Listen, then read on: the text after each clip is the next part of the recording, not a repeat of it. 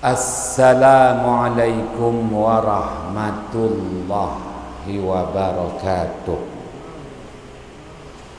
Bismillahirrahmanirrahim. Wabihi nasta'in ala umurid dunya wad din. Alhamdulillah. Wassalamun ala ibadihi allazina astafa, amma ba'd. Sidang ahli jamaah yang dirahmati Allah, kita panjatkan kesyukuran kehadrat Allah Subhanahu wa ta'ala. Subuh yang berbahagia ini, perintah Allah dilaksana dan disempurna. Sekali lagi diberi ruang dan kesempatan untuk kita manfaatkan bersama.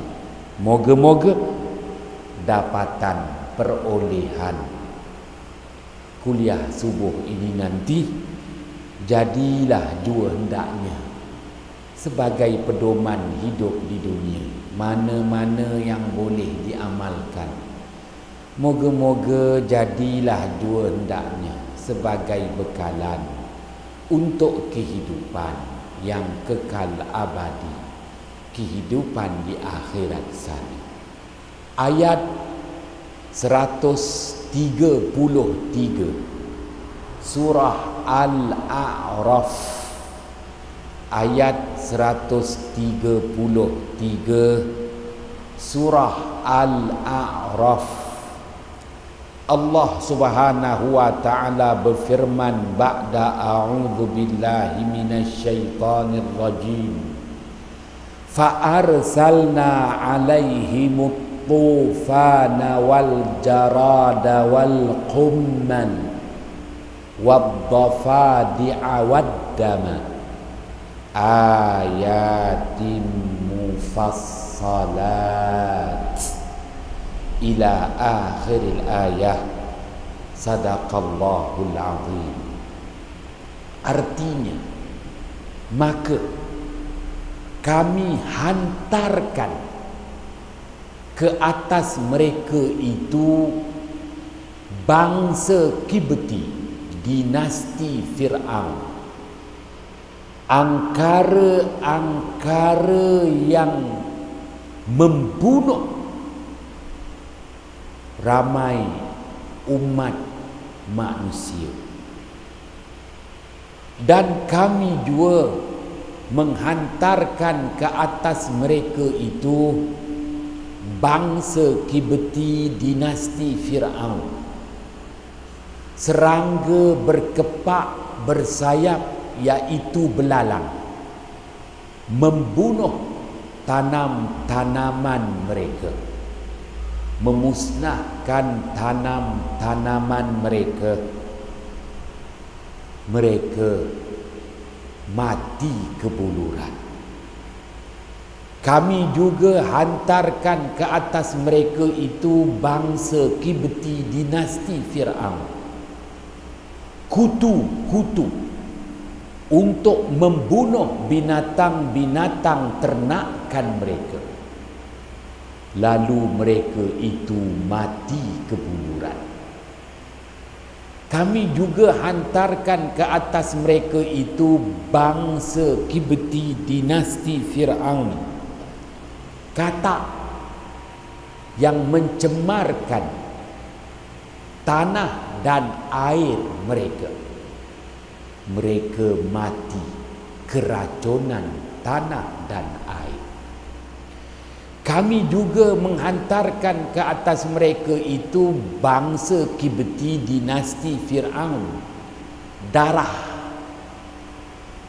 membawa erti mereka itu berhadapan dengan tumpah darah.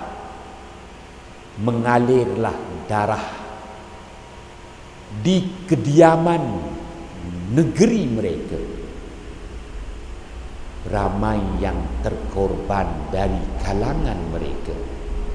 Kesemuanya itu sebagai bukti-bukti, tanda-tanda yang amat jelas kepada mereka itu untuk menginsafi di atas kesalahan yang mereka telah lakukan. Hinggalah ke akhir ayat 133 surah Al-A'raf. Sidang ahli jamaah yang dirahmati Allah, ayat 133 surah Al-A'raf, Allah Subhanahu wa ta'ala bentangkan kepada kita umat akhir zaman, umat baginda Muhammad sallallahu alaihi wasallam, bagaimana bangsa yang hebat, bangsa Kibti dinasti Fir'aun, bangsa yang diberikan banyak kelebihan dan keistimewaan yang dinyatakan aqlu zaid, bangsa yang diberikan akalnya lebih daripada bangsa-bangsa yang lain. Akal dia lebih. Ra'at an bu'din, dia mampu melihat jauh ke hadapan.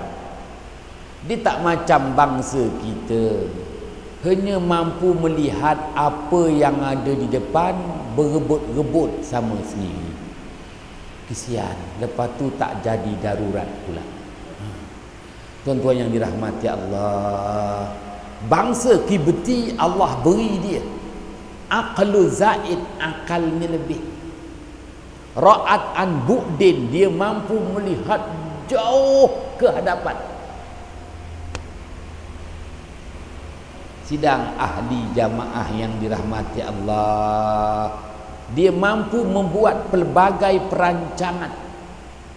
Sebab itu dia boleh buat bangunan yang teguh, kukuh, segar bugar, walaupun telah 4,000 tahun usianya. Usia teguh, kukuh, ya, piramid namanya. Walaupun dia tak menggunakan simen YTL, yo tekle, teguh, kukuh. Sidang ahli jamaah yang dirahmati Allah,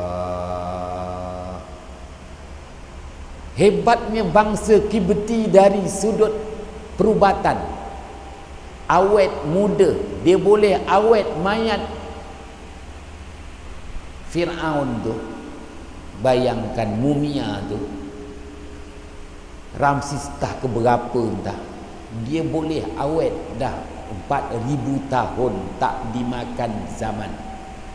Dia boleh keringkan badan manusia macam ikan kering. Tuan-tuan, yalah, benda kering ni semua sedap.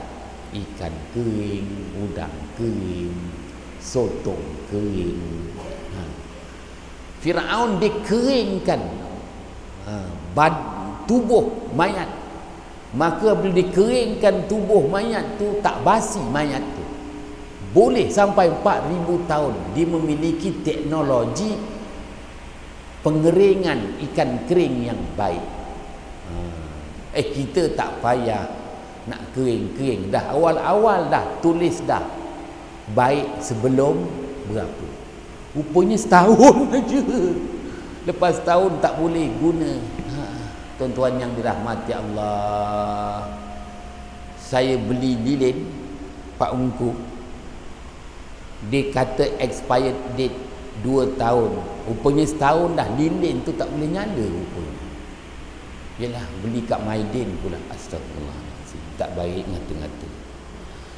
Nak nyatakan di sini kerana kelebihan bangsa Kibti dinasti Fir'aun, maka Allah Subhanahu wa ta'ala nyatakan kepada kita, oleh kerana bangsa Kibti ni aqlu zaid, akal lebih, banyak keistimewaan, untuk pupuskan bangsa Kibti, untuk hapuskan bangsa Kibti, untuk basmi bangsa Kibti, dinasti Yahudi yang menzalimi umat manusia, maka Allah datangkan 5 bentuk azab yang merupakan 5 bentuk tentera Allah yang berbeza. Mula-mula Allah Ta'ala hantarkan namanya At-Tufan. Al-Syaikh Al-Imam Fakhruddin Ar-Razi wafat pada tahun 606 Hijrah, menulis dalam kitab tafsirnya Mafatihul Ghaib, mengambil keterangan hujah Al-Syaikh Al-Imam Az-Zamakhsyari, wafat pada tahun 500 Hijrah, 568 Hijrah.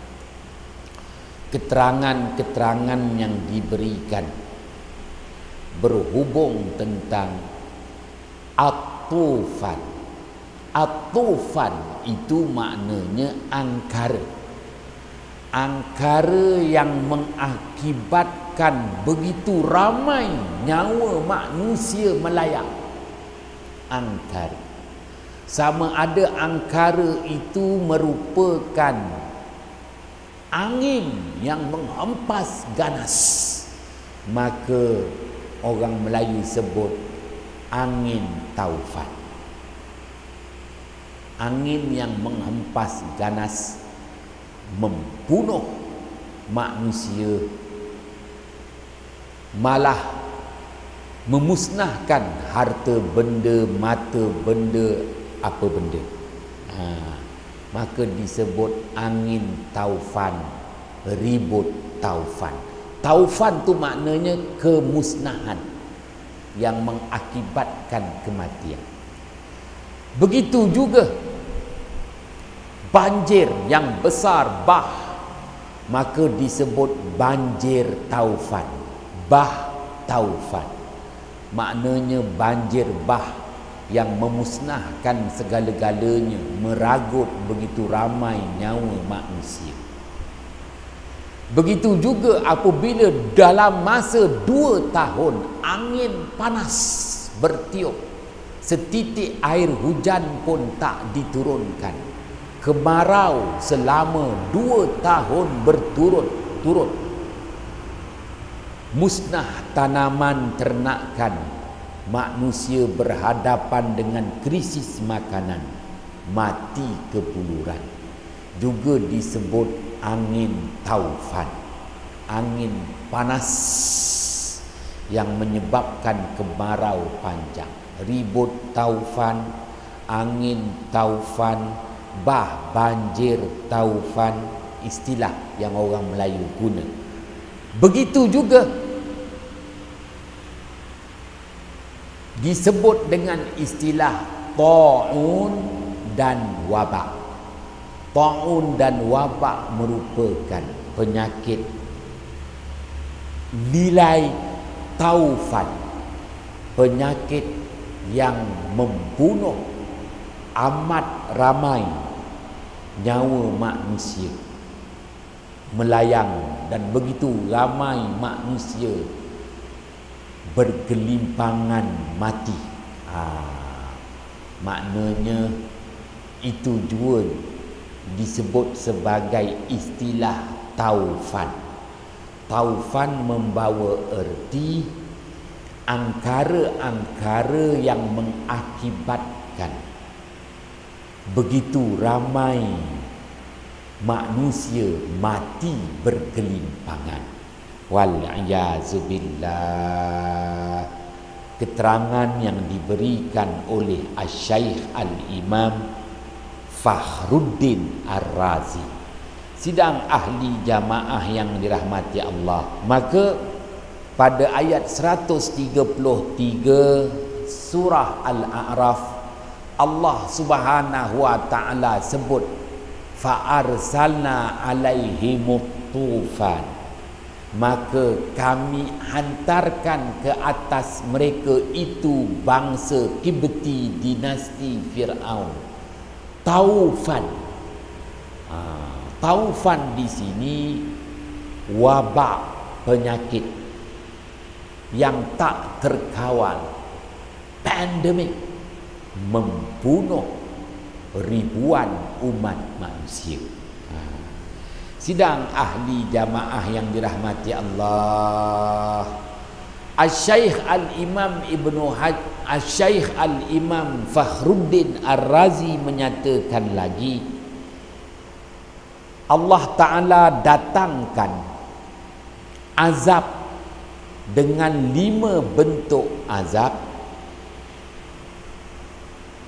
fasa by fasa,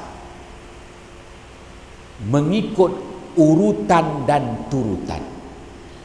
Bermula dengan serangan wabak penyakit ke atas bangsa Kibti dinasti Fir'aun.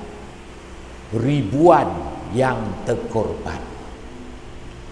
Yang terselamat, rupa-rupanya dia tidak mati akibat serangan wabak penyakit. Dia mati akibat kebuluran. Kerana fasa kedua, Allah hantarkan tenteranya, iaitu bukan National Service USA, Pak Engku, bukan Wataniah. Itu kalau tak ada allowance, siapa pun tak ada. Allah hantarkan tentera yang setia, serangga berkepak bersayap, bukan helikopter Apache, belalang aja, belalang kunyit aja, tapi belalang kunyit yang datang membunuh tanam-tanaman, makanan asasi, gandum, beras, semuanya musnah antara belalang. Krisis makanan, walaupun terselamat daripada wabak penyakit, ada yang akhirnya mati kebuluran. Ada lagi yang hidup tu. Mesir kan besar negara dia. Mula-mula yang mati semua kawasan bandar. Wabak penyakit. Senang aja. Yang kedua mati kawasan pertanian. Felda, Fekra, contohlah. Estate mati. Ketiga, fasa ketiga, Allah Ta'ala hantarkan pula tenteranya. Allah, tenteranya pijak aja pun mati. Tak payah, maknanya jentik aja pun mati. Kutu, al-kummal, kutu. Kali ni kutu bunuh semua binatang ternakan. Ayam, apa lagi, kambing, apa lagi, lembu, apa lagi, unta mati angkara si kutu. Maka mana-mana yang tak duduk bandar, tak duduk estate, tetapi dia duduk macam orang badui, dia nomad, maknanya dia pergi dari satu padang ragut ke satu padang ragut, pun mati juga. Kenapa? Mati kebuluran. Binatang-binatang ternakan mati bergelimpangan. Tengok, maknanya pupus, hapus bangsa Kibti dinasti Fir'aun. Ada juga yang terselamat duduk di ulu-ulu Sungai Nil. Kan ada yang Nil putih, Nil biru. Sangkanya selamat, dia tak duduk dekat Al-Qahirah, dia duduk dekat Nil biru, Nil putih, mati juga. Kerana Allah Ta'ala hantarkan katak. Habis katak dia racun sungai, air sungai itu diracun, lembah pun diracun. Tuan-tuan yang dirahmati Allah, sebab itu tak boleh makan katak, kerana dia hidup dua alam. Dia boleh pergi dua alam punya. Darat boleh, dalam sungai pun boleh, tanah boleh, dalam air pun boleh. Habis Nil biru, Nil putih tu mati. manusia di situ kerana diracuni air sungainya dan lembahnya. Ada lagi yang hidup. Maka maknanya kawasan bandar habis, kawasan pertanian pun mati, begitu juga padang, kawasan orang yang hidup di padang-padang ragut mati, duduk di hulu-hulu sungai mati. Ada lagi hidup tu. Kali ini Allah Ta'ala hantarkan sesuatu, kuman yang menyebabkan tumpah darah, waddam. Tiba-tiba darah keluar dari badan mereka mengalir dan mereka tumbang mati. Allah jelaskan kepada kita ayat 133, tentera Allah. Tentera Allah tak perlu kosting, ya. Tak perlu pembentangan yang akan dicabar nanti. Tunggu aja. Sekarang ni bentang, nanti lepas bentang dia ada perbahasan, perbentangan. Waktu itulah yang Haji Hanafiah nak dengar. Tuan-tuan yang dirahmati Allah, kenapa pagi-pagi telefon ni semua minta duit, bukan nak bagi duit. Tuan-tuan yang dirahmati Allah, hidup akhir zaman. Pupus, hapus bangsa Tibeti. Ya, tak ada yang hidup. Saki baki itu adalah darah-darahnya. Sidang ahli jamaah yang dirahmati Allah, Asy-Syaikh Al-Imam Fakhruddin Ar-Razi wafat pada tahun 606 Hijrah, menyatakan setelah bangsa Tibeti dinasti Firaun pupus hapus, terbasmi, bangsa Yahudi Bani Israel mengambil alih. Wah. Sangkanya bangsa Yahudi Bani Israel jadi ambil alih pucuk pimpinan, lantik Haji Hanafiah mufti. Tak juga. Apalah kau ni. Tuan-tuan yang dirahmati Allah, rupanya lagi zalim bangsa Yahudi. Sidang ahli jamaah yang dirahmati Allah, Allah Ta'ala datangkan taktik yang sama. Bukan 3-4-3, 4-4-2, Piala Malaysia terpaksa ditangguhkan.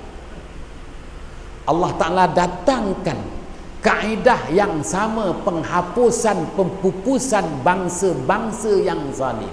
Allah datangkan 5 bentuk azab daripada 5 tentera Allah. Datangkan wabak, penyakit, datangkan al-jarad, belalang, datangkan al-qummal, kutu, datangkan ad-dafadi', katak, dan yang kelima darah, tumpah darah. Wal-'ayazu billah. Maka lebih teruk lagi wabak yang Allah Subhanahu wa Ta'ala datangkan kepada bangsa Yahudi. Begitu juga lebih teruk lagi belalang yang Allah Ta'ala hantarkan, punah ranah hinggakan tidak ada lagi gandum-gandum daripada benih-benih yang terbaik ada di muka bumi ini. Dengan kata lain, Pak Engku, orang dulu dia makan gandum yang lebih baik, oats, barley yang lebih baik. Tuan-tuan yang dirahmati Allah, sebab itu orang dulu aklu zaid, akalnya lebih, kerana dia makan gandum yang baik. Macam kita kan nak bayar zakat, kan ada 3 jenis bayaran. Makan beras standard, macam gini bayar zakatnya. Beras separuh macam gini. Beras hancur yang buat ketupat begini. Sidang ahli jamaah yang dirahmati Allah, kali ini teruk.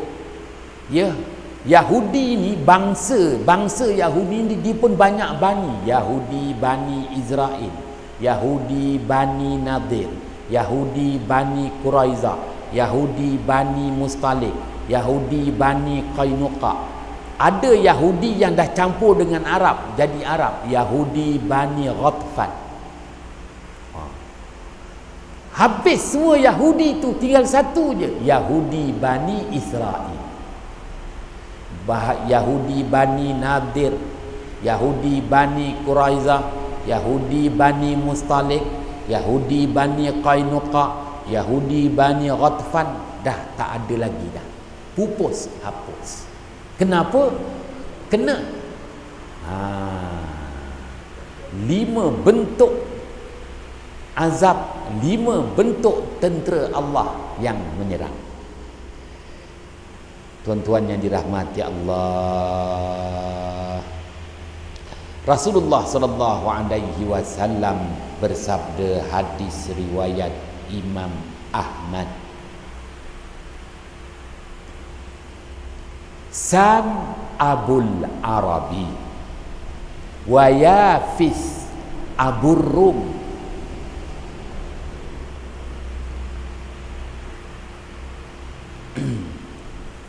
Waham Abul Habsh, atau kama qala Rasulullah sallallahu alaihi wasallam.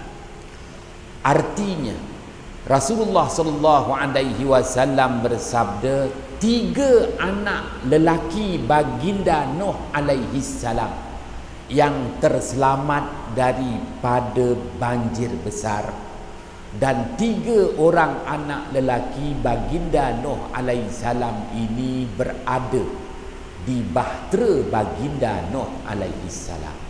Dan 3 anak lelaki inilah yang membentuk generasi umat manusia.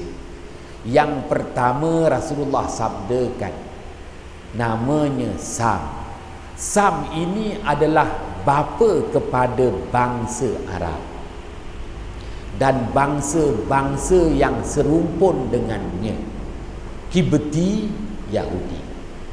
Manakala anak lelaki yang kedua namanya Yafis adalah bapa kepada bangsa Rom dan bangsa-bangsa yang serumpun dengan bangsa Rom, iaitu Eropah. English, Scottish, Singaporeish, dah macam-macam aku cakap. Tuan-tuan. England jadi English. Scotland tak tahulah, aku tak pandai bab-bab tu, pak tu tahu lah. Scottish entah apa entah. Singapura pun ada nama juga. Tuan-tuan yang dirahmati Allah. Baik. Kemudian anak lelaki yang ketiga iaitu Ham. Ham ini bapa kepada bangsa Habasyah dan bangsa-bangsa yang serumpun dengannya. Negro lah, Negro. Maknanya berkembang di benua Afrika. 3. Maka yang paling istimewa yang pertama Sam. Sam bapa kepada bangsa Arab, Abul Arab. Bangsa Arab dia ada 2 lagi rumpun dia, iaitu bangsa Yahudi, bangsa Kibti. Diserumpun sebenarnya itu. Bangsa Yahudi, bangsa Kibti, bangsa Arab. Pun begitu Allah Ta'ala bagi dulu bangsa Kibti jadi PM. Jadi PM pula. Dia perintah muka bumi. Bangsa Kibti dulu. Tak boleh harap buang. Bangsa Yahudi. Bangsa Arab, Abdul Wahab, Abdul Wahid, Abdul Wahub. Sekarang ni 3 ni pun bakal pupus bangsa Jawa yang akan naik. Sajalah nak cerita benda ni. Tak kisahlah Pak Engku siapa pun naik tak apa. Yang penting jangan makan seorang. Itu je seorang sih. Yalah kan. Cuma Joe Biden dah naik ni, dia kata dia nak ikut cara Reagan menyelesaikan masalah, cara Bush dan cara W. Bush. Get the solution. Apa caranya? Perang lah. Kalau Trump dia tak nak perang, dia nak dancing. Tak tahulah tuan-tuan, adakah ini akhir zaman? Yang saya nak jelaskan di sini ayat 133 surah Al-A'raf. Apabila kita memahami urutan azab yang Allah Ta'ala turunkan ke muka bumi, bermula dengan wabak. Selepas wabak, dia ada fasa-fasa lain. Wal'iyadzubillah.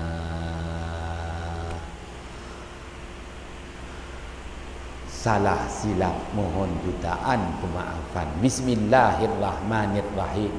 Fafahamnaha Sulaimana wa kullan ataina hukman wa ilma wa sakharna ma'a Daudal jibala yusabbihna wa tayra wa kunna fa'ilin ya arhamar rahimin.